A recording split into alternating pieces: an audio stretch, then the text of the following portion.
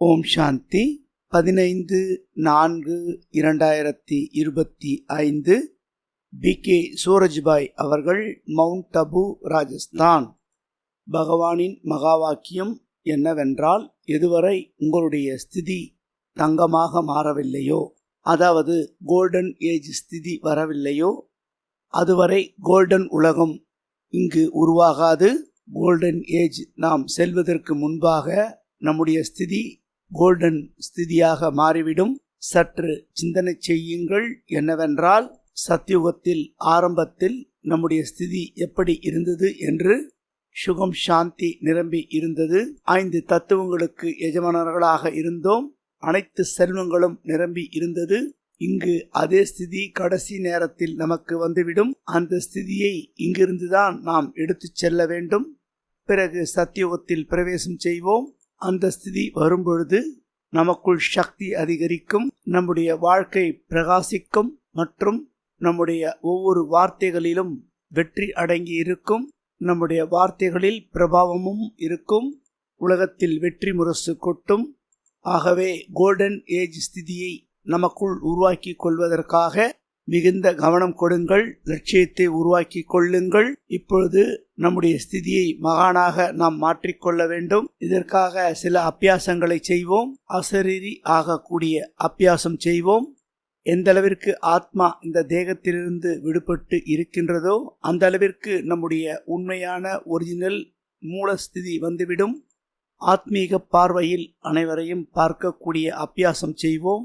ஆத்மீக பார்வையில் அனைவரையும் பார்க்கும் பொழுது தேகத்தின் கவர்ச்சி நம்மை விட்டு விலகிவிடும். அதாவது எந்த ஒரு தேகத்தின் மீதும் ஈர்ப்பு இருக்காது. நாம் அனைவருக்கும் தெரியும், அனைவருக்கும் தேகம் இருக்கின்றது. சில தேகம் அழகாகவும், சில தேகம் சற்று அழகு குறைவாகவும் இருக்கின்றது. சிலர் சிகப்பாகவும், சிலர் கருமையாகவும் இருக்கின்றார்கள். சிலர் குண்டாகவும், சிலர் மெலிந்தும் இருக்கின்றார்கள். இது போன்று பலவிதமான வெரைட்டி சரீரம் இந்த உலகத்தில் இருக்கின்றது. ஆனால் ஒவ்வொரு ஆத்மாவும் தன்னுடைய தேகத்தை எடுத்து நடிப்பை துல்லியமாக நடித்துக் கொண்டிருக்கின்றது. சரீரத்தை ஆத்மா மாற்றிக்கொண்டே இருக்கும். நாமும் ஆண் சரீரத்தில் பிறவி எடுத்திருக்கின்றோம், பெண் சரீரத்தில் பிறவி எடுத்திருக்கின்றோம். மாறி மாறி இரு உடலையும் தரித்து நாம் நம்முடைய நடிப்பை நடித்து வந்து கொண்டிருக்கின்றோம். இந்த தேகத்தின் மீது கவர்ச்சி ஏன் ஏற்பட வேண்டும்? தேகத்தின் ஈர்ப்பிற்கு நாம் ஏன் செல்ல வேண்டும்? நாமும் 2 சரீரமும் எடுத்து நடித்து வந்தோம் அல்லவா? நாமும் ஆண் சரீரத்திலும் இருந்தோம், பெண் சரீரத்திலும் இருந்தோம் என்ற அனுபவத்தை செய்யும் பொழுது தேகத்தினுடைய ஈர்ப்பிலிருந்து முற்றிலும் விடுபட்டு விடுவோம். தேகத்தினுடைய கவர்ச்சி நம்மை கவர்ந்திழுக்காது. இதன் மூலம் நமக்குள் தூய்மையின் சக்தி அதிகரிக்கும். ஆத்மீக பார்வையில் அனைவரையும் பார்ப்பது மிகவும் அவசியமாகும். முழு நாளில் குறைந்தபட்சம் 4 முறையாவது இந்த உலகத்தில் இருப்பவர்கள் அனைவரும் ஆத்மாக்களாவார்கள். ஒவ்வொரு சரீரத்திலும் இருப்புருவ மத்தியில் ஜோதி சுரூபமான ஆத்மா ஜொலித்துக் கொண்டிருக்கின்றது. ஒவ்வொருவரும் தங்களுடைய நடிப்பை துல்லியமாக நடித்துக் கொண்டிருக்கின்றார்கள் என்ற அனுபவத்தை செய்யுங்கள். அசரீரி ஆகக்கூடிய அபியாசத்தை அதிகரித்து கொண்டே செல்லுங்கள். ஆத்மீக பார்வையில் பாருங்கள். அதன் கூடவே கோல்டன் ஸ்திதியை உருவாக்கி கொள்வதற்கு, கோல்டன் ஏஜிற்கு செல்வதற்காக நம்முடைய மனதை மற்றும் புத்தியை சுத்தமாக தூய்மையாக வைத்துக் கொள்ள வேண்டும். கோபத்திலிருந்து முற்றிலும் விடுபட வேண்டும். பற்றுதல், பேராசை, அகங்காரம், வெறுப்பு, பொறாமை இவை அனைத்திலிருந்து விடுபட வேண்டும்.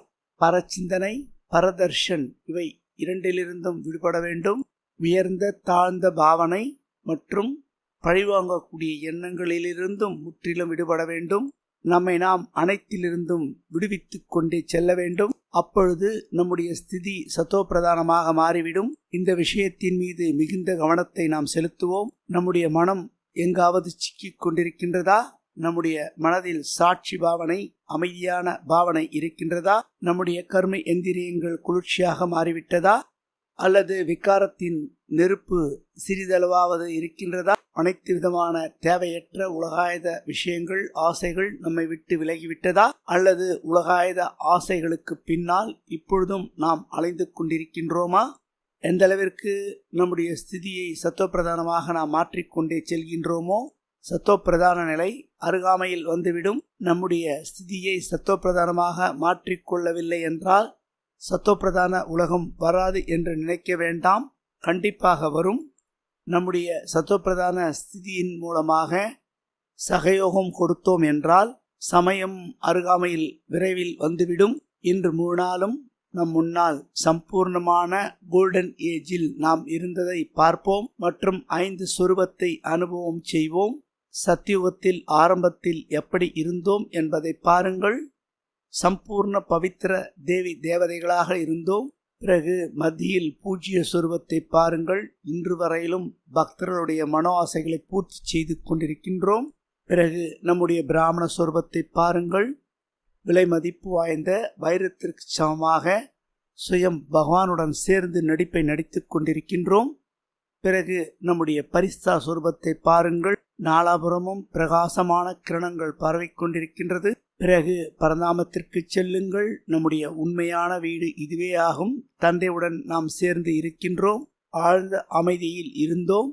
இதுபோன்று நம்முடைய 5 சொரூபத்தை முழுமையாக முழு நாளும் அனுபவம் செய்து கொண்டே இருங்கள் மற்றும் கோல்டன் ஏஜ் ஸ்திதியை உருவாக்கி கொண்டு கோல்டன் ஏஜில் 111 வந்துவிடுவோம். ஓம் சாந்தி.